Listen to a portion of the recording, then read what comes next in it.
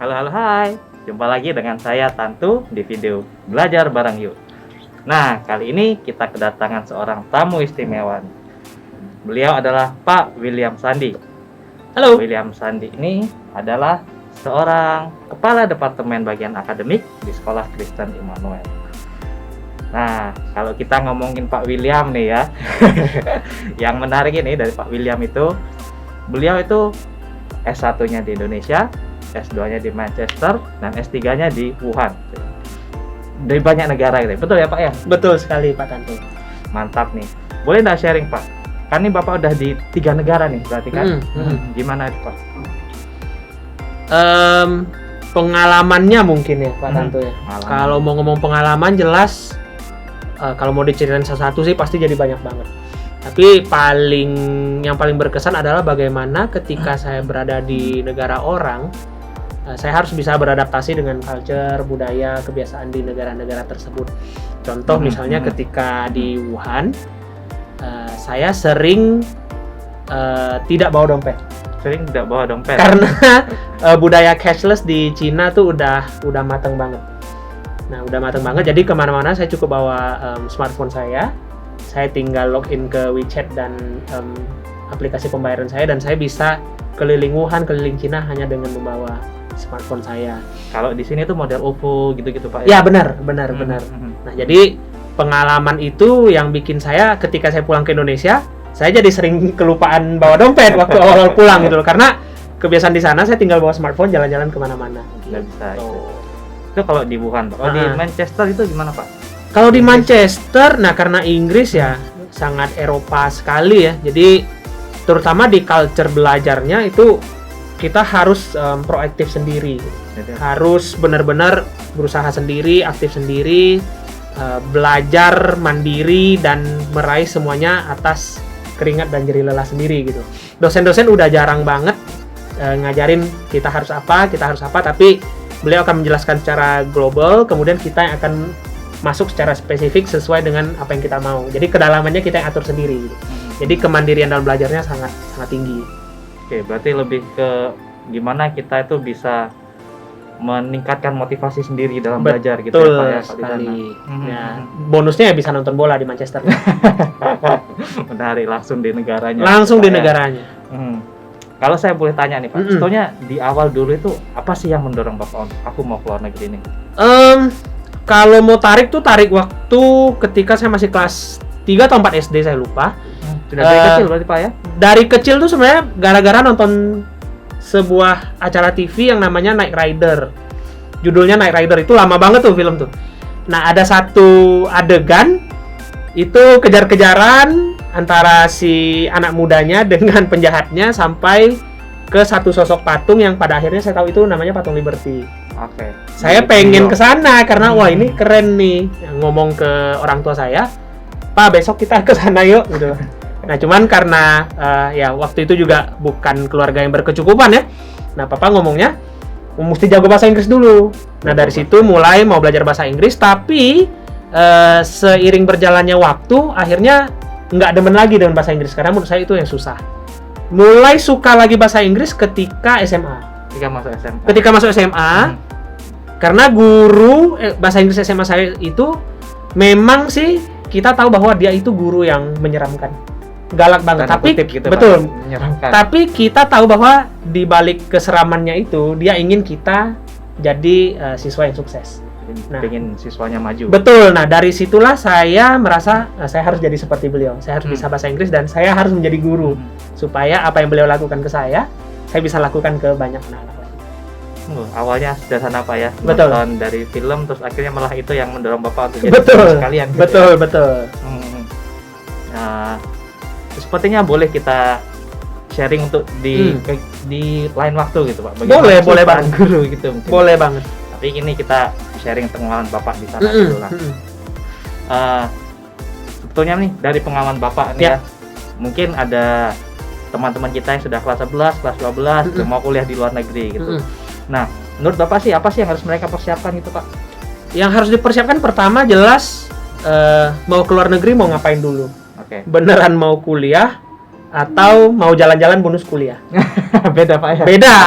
Nah, ketika Anda memutuskan untuk kuliah ke luar negeri, Anda harus tahu dulu tujuan akhirnya mau seperti apa gitu.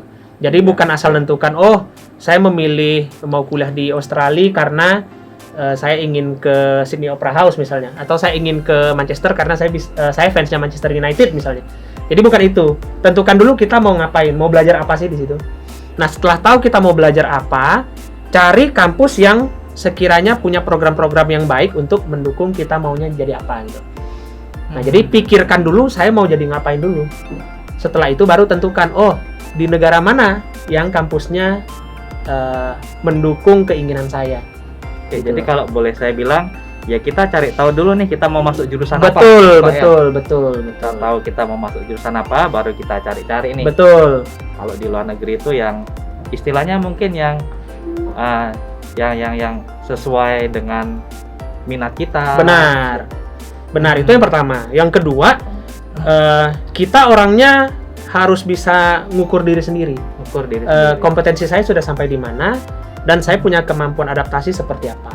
Karena jelas namanya keluar negeri itu punya situasi yang berbeda dengan apa yang selama ini kita alami di Pontianak. Bahkan kalau kita mau kuliah ke Jakarta aja atau ke luar Pontianak, itu sudah ada perbedaan culture, apalagi ini ke negara yang berbeda gitu. Nah, kita perlu ukur diri sendiri, kita bisa adaptasi sampai ke tahap apa gitu. Yang tahu diri kita sendiri ya diri kita sendiri kan ya. Nah, kemudian yang jelas faktor bahasa juga. Nah, saya nggak bisa bahasa Itali tapi mau nekat ke Italia, itu tentu akan sangat sulit. Meskipun bukan tidak mungkin ya, tapi memerlukan waktu adaptasi ekstra gitu. Jadi harus ukur kemampuan bahasa kita juga, kemampuan adaptasi kita juga. Oke, nah, jadi kalau boleh saya bilang yang pertama itu kita harus tahu jurusan kita mau masuk kemana dulu, gitu ya. Benar. Yang kedua, kita ukur diri kita nih, misalnya daya adaptasi kita gimana, Betul. gitu kan. Terus yang ketiga tadi apa boleh bilang Pak? Lebih ke kemampuan bahasa kita. Kemampuan bahasa. Nah, kompetensi kita sih umumnya, tapi yang paling penting adalah kemampuan berbahasa. Kalau terkait yang daya adaptasi itu tadi Pak William ada saran nggak gimana sih biar kita nih, ya mungkin itu tadi ya, di Pontianak ini gayanya beda dengan di Jawa misalnya, atau bahkan di luar negeri. Ada nggak sih saran gimana Pak? Kita sekarang hidup di zaman yang semua informasi itu bisa kita akses dengan sangat cepat. Betul. Nah, ketika kita sudah memutuskan bahwa kita akan ke negara A atau negara B, kita bisa dengan mudah search bagaimana sih kehidupan perkuliahan di sana, cari tahu, banyak baca, join ke forum-forum diskusi yang bisa memberi kita gambaran awal. Meskipun mungkin nanti ketika kita tiba di sana bisa saja gambaran awal itu bisa berubah, tapi paling nggak kita sudah punya gambaran awal gitu. Oh, ternyata kuliah di Inggris itu seperti ini ya. Oh, kuliah di China itu seperti ini ya. Kuliah di Jepang itu seperti apa gitu. Nah, jadi dengan gambaran awal itu kita bisa kira-kira nih, oh apa yang harus saya persiapkan ketika nanti saya ke sana. Nah, jadi karena informasi sudah dengan mudah kita dapatkan, nah, pakailah akses itu gitu. Kedua, kita juga bisa membangun komunikasi dengan syukur-syukur bisa bangun komunikasi dengan teman-teman Indonesia yang sudah berada di sana gitu.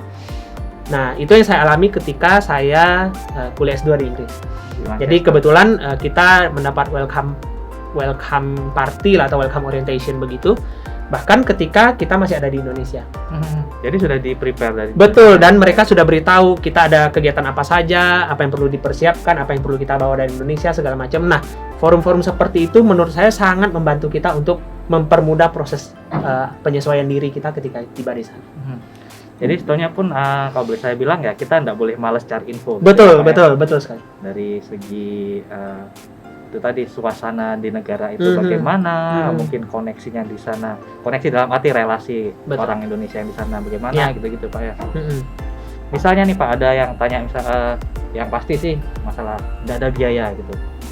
Itu bagaimana Pak? Sekali lagi, informasi sudah ada di ujung jari gitu. Sudah banyak penyedia beasiswa yang bahkan memberikan kita 100% free biaya, bahkan sampai biaya hidup kita ditanggung. Jadi tinggal kita cari sebenarnya, jangan males cari, jangan males lengkapi berkas, dan jangan nyerah kalau baru gagal sekali dua kali gitu. Karena proses beasiswa itu biasanya memang sangat ketat. Nah, sebelum kita cari tahu kita bisa lolos atau enggak, lihat dulu syarat-syaratnya, penuhi dulu syarat-syaratnya, kerjakan dulu syarat-syaratnya. Karena proses beasiswa itu yang capek itu sebenarnya mempersiapkan syarat-syarat, Pak. Kalau udah dipanggil wawancara, udah segala macam itu mah udah gampang. Tapi yang sering kita males itu nyiapkan syarat-syaratnya karena biasanya cukup banyak gitu. Berkas-berkasnya. Betul, gitu, ya. betul. Nah, jangan males. Intinya sih jangan males. Itu tadi apa ya? Ya, jangan malas cari informasi. Betul. Jangan malas cari relasi. Benar. Jangan malas menyiapkan berkas-berkasnya kalau Betul memang sekali. sudah terdorong. Ya. Gitu. Kalau dari Pak William sendiri ada nih sebelum kita tutup nih, tips dan trik ketika kuliah di luar negeri itu harus gimana sih? Pertama harus ingat dengan tujuan awal kita mau kuliah di negara itu, di kampus itu, di program studi itu mau ngapain. Ingat itu dan jadikan itu tujuan akhir. Jangan melenceng ke sana sini karena kalau udah melenceng susah baliknya. Itu yang pertama. Yang kedua, bangun jejaring semaksimal mungkin. Oke, mungkin di awal kita akan banyak bergaul dengan misalnya teman-teman Indonesia seperti yang saya bilang tadi. Tapi jangan memperkecil ruang gerak kita hanya dengan sesama orang Indonesia. Banyaklah bergaul dengan teman-teman dari luar negeri supaya point of view kita jauh lebih luas gitu. Kita bisa memandang banyak hal dari berbagai perspektif dan dari berbagai latar belakang budaya. Selain itu juga punya teman dari berbagai negara itu sangat menyenangkan. Karena selain kita juga bisa berada dalam komunitas global, itu juga bisa melatih kemampuan bahasa asing kita. Karena belajar bahasa asing yang paling asik ya dengan penutur asli gitu, paling asik. Terus ketiga, kalau memang mau mencari beasiswa, carilah gitu loh, lengkapi syarat-syaratnya, ikuti semua prosesnya dan cari sebanyak-banyaknya gitu loh. Jadi jangan menggantungkan beasiswa itu hanya satu ini gitu. Cari berbagai opsi. Karena biasanya kalau kita gagal satu, kita masih ada opsi berikutnya, opsi B, opsi C, opsi D, dan seterusnya. Dan yang paling penting ya banyak berdoa. Dan minta restu orang tua, karena doa orang tua besar kuasanya. Mantap, luar biasa. Berarti kalau yang pertama tadi, kita jangan lupa tujuan kita ke sana. Kalau kuliah ya kuliah di sana ya. Jangan jalan-jalan kuliahnya nomor 2 gitu ya, terbalik gitu ya. Kebalik.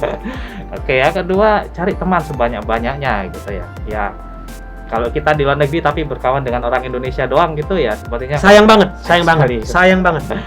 Oke, yang ketiga ada rencana cadangan ya Pak ya. Ya. Jangan terlalu mengandalkan satu tempat beasiswa gitu.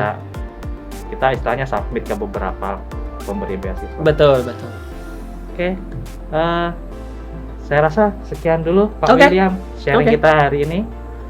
Oke, terima kasih sudah mau datang ke program kami. Sama-sama Pak Tantu. Semoga sharing ini bermanfaat buat kita semua, mungkin buat teman-teman yang sudah kelas 11, kelas 12. Tadi Pak William bilang ya jangan malas cari gitu. Banyak sekali info-info beasiswa ke luar negeri gitu ya. Ya kalau bisa ke luar negeri, ya usahakan sana gitu ya, memperluas ilmu tadi. Benar sekali. Sekian video belajar bareng kali ini. Sampai jumpa di video berikutnya yang tentu tidak kalah menarik juga. Oke. Jangan lupa tetap sehat dan bahagia. Bye bye.